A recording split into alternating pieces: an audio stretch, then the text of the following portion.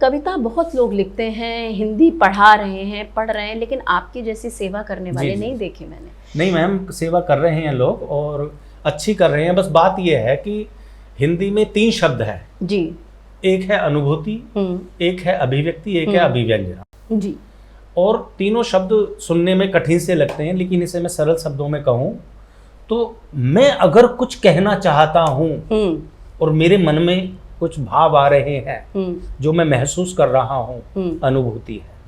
और उस महसूस करने को अगर मैं व्यक्त कर देता हूँ तो अभिव्यक्ति है। बिल्कुल। किसी भी विधा के रूप में। बिल्कुल।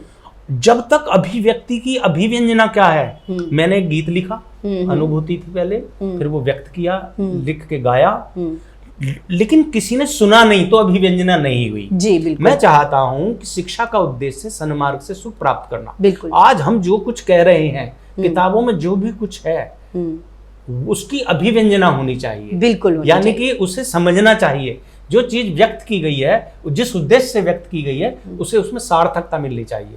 और वो तभी संभव है जब भाषा की क्लिष्टता को समाप्त किया जाए। बिल्कुल।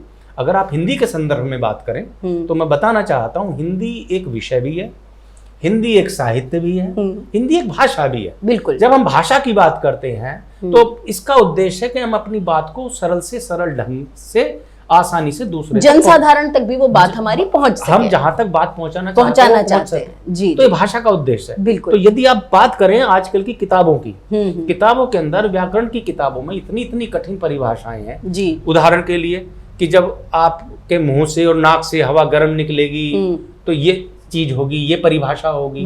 ये परिभाषाएं नहीं है। आज बच्चे को ये पता ही नहीं है कि उसकी सांस आ भी रही है या नहीं आ रही है। गर्म ठंडी की तो बहुत दूर की बात है कि हवा तालब